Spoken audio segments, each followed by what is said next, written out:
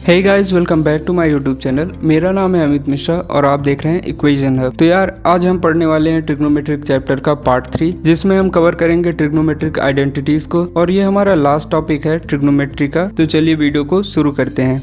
तो सबसे पहले ट्रिग्नोमेट्रिक आइडेंटिटी है हमारी sine square theta plus cos square theta equal to 1। तो ये आखिरकार कैसे आया हम इसको देखते हैं। मान लेते हैं ये हमारा एक ट्रायंगल है ABC, जहाँ पे B पे हमारा राइट एंगल ट्रायंगल क्रिएट हो रहा है। अगर हम एंगल A को थीटा कंसीडर करते हैं तो थीटा के सामने वाली की साइड हमारी परपेंडिकुलर हो जाएगी, और जिस पे ये थीटा एंगल क्रिएट हुआ है वो हमारा बेस हो जाएगा, और ये हमारा ऑब्वियसली हाइपोटेनस है। तो यहाँ से हमें पाइथागोरस थ्योरम से मालूम है कि perpendicular square plus base square equal to hypotenuse square होता है। अगर हम इसी इक्वेशन में दोनों साइड एच स्क्वायर से डिवाइड लगा दें, P square upon H square plus B square upon H square equal to H square upon H square, तो यहाँ से ये वैल्यू हो जाएगी हमारी sine square theta plus B by H हमारा हो जाएगा कॉस, और स्क्वायर है तो कॉस स्क्वायर थीटा, और यहाँ से एच स्क्वायर कैंसिल हो जाएगा। तो यहाँ से ये हमें पहली ट्रिग्नोमेट्रिक आइडेंटिटी मिल गई, जो कि है sine square theta plus cos square theta equal to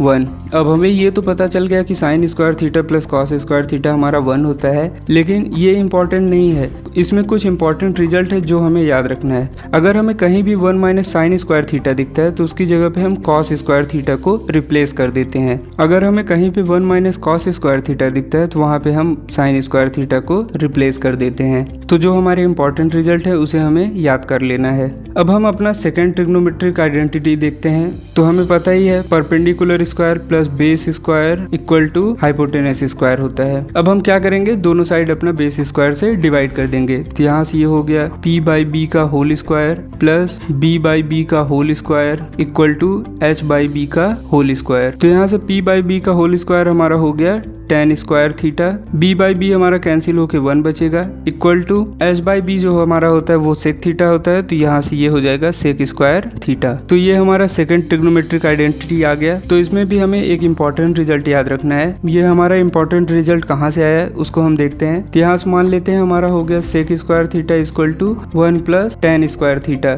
अब हम 1 को यहीं पे रखते हैं, tan स्क्वायर थीटा को लेफ्ट हैंड साइड में ले जाते हैं, तो यहाँ से ये हो जाएगा sec square theta minus tan square theta equal to 1। तो यहाँ से हम देख सकते हैं ये हमारा a square minus B square के फॉर्मेट में है। तो हम इसको फर्दर ब्रेक कर लेंगे a minus B into A plus B के फॉर्मेट में। तो यहाँ से ये हो जाएगा sec theta minus tan theta multiply by sec theta plus tan theta equal to 1। अब हम sec theta minus tan theta को लेफ्ट हैंड साइड में ही रखेंगे और sec theta plus tan theta को राइट हैंड साइड में भेज देंगे। तो यहाँ से ये हो जाएगा sec theta minus tan theta equal to 1 upon sec theta plus tan theta. तो ये हमारा बहुत ही इंपॉर्टेंट रिजल्ट है। अगर कहीं पे भी हमें sec theta minus tan theta दिखता है तो उसकी जगह पे हम रिप्लेस कर सकते हैं 1 upon sec theta plus tan theta, या फिर अगर कहीं पे हमें sec theta plus tan theta दिखता है तो उसकी जगह पे हम 1 upon sec theta minus tan theta भी रिप्लेस कर सकते हैं। और ये बहुत ही इंपॉर्टेंट रिजल्ट है। बड़े बड़े ट्रिग्नोमेट्रिक के क्वेश्चन इसी इंपॉर्टेंट रिजल्ट से सॉल्व हो जाते हैं। तो आपको इस ट्रिग्नोमेट्रिक आइडेंटिटी के साथ साथ इस इंपॉर्टेंट रिजल्ट को भी याद रखना है। तो जो हमारा नेक्स्ट ट्रिग्नोमेट्रिक आइडेंटिटी है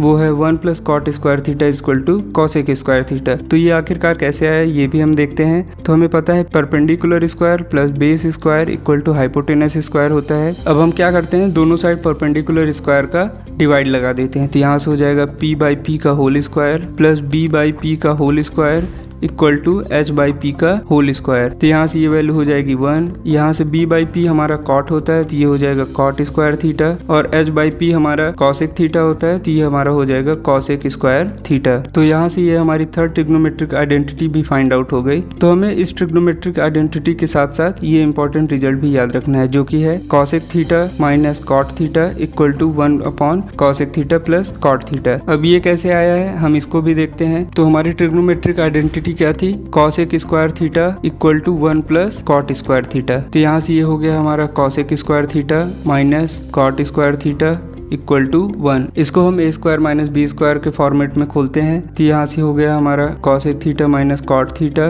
multiply by cosec theta plus cot theta equal to 1। अब हम इसको इसी साइड रखेंगे और इस चीज को राइट हैंड साइड भेज देंगे। तो यहाँ से ये हो जाएगा cosec theta minus cot theta equal to 1 upon cosec theta plus cot theta. तो ये भी हमारा एक इम्पॉर्टेंट रिजल्ट है, आपको इस ट्रिग्नोमेट्रिक आइडेंटिटी के साथ साथ ये भी याद रखना है। अब हम आगे इसी ट्रिग्नोमेट्रिक आइडेंटिटी की मदद से एक क्वेश्चन को प्रूव करते हैं। तो इस क्वेश्चन में हमें प्रूव करना है sec A multiply by 1 minus sine A multiply by sec A plus tan A equal to 1। तो हमें LHS को RHS के इक्वल प्रूव करना है। तो इस क्वेश्चन को सॉल्व करने से पहले मैं आप लोगों को एक ट्रिक बताता हूँ। तो ट्रिक क्या है? ट्रिक ये है कि अगर मान लीजिए हमें ट्रिग्नोमेट्रिक के क्वेश्चन में कुछ नहीं समझ में आ रहा है तो हम क्या करेंगे, अपना सारी वैल्यूज को साइन और कॉस के फॉर्मेट में ओपन कर लेंगे। जैसे कि टेन ए की जगह पे हम लिख लेंगे साइन ए अपॉन कॉस ए, सेक ए की जगह पे लिख लेंगे हम अपना 1 अपॉन कॉस ए। तो चलिए इस क्वेश्चन को सॉल्व करते हैं। तो सेक ए की जगह पे हमारा हो गया 1 upon cos A multiply by 1 minus sine A, इसको ऐसे ही रहने देंगे। यहाँ पे सेक ए की जगह पे हमारा हो गया 1 upon cos A plus tan ए की जगह पे हमारा हो गया sign A upon cos A. तो यहाँ से 1 अपॉन कॉस ए को हम ऐसे ही रहने देंगे। यहाँ से ये हमारा हो जाएगा 1 माइनस साइन ए। अब अंदर हम इसको LCM ले सकते हैं। तो यहाँ से ये हमारा होल अपॉन कॉस ए हो जाएगा और ऊपर आ जाएगा हमारा 1 प्लस साइन ए। तो यहाँ से हम कॉस ए को बाहर ले लेंगे तो ये हो जाएगा हमारा कॉस स्क्वायर ए। अब हम यहाँ पे देखेंगे तो यहाँ पे हमारा है 1 माइनस साइन ए और यहाँ पे है हमारा 1 प्लस साइन ए। तो अब हम इसको मल्टीप्लाई कर लेंगे। तो ये है हमारा a माइनस बी, ये है हमारा a प्लस बी। तो इसका मल्टीप्लीकेशन हो जाएगा a square minus B square, जो कि होगा 1 माइनस साइन स्क्वायर a। अब हमने ट्रिग्नोमेट्रिक आइडेंटिटी 1 में देखा था कि हमारे पास एक इम्पॉर्टेंट रिजल्ट होता है जो कि है 1 माइनस साइन स्क्वायर ए। हमें जहाँ भी दिखे वहाँ पे हमें उसको कॉस स्क्वायर ए में लिख लेना है। तो यहाँ से ये हो जाएगा हमारा कॉस स्क्वायर ए अपॉन कॉस स्क्वायर ए।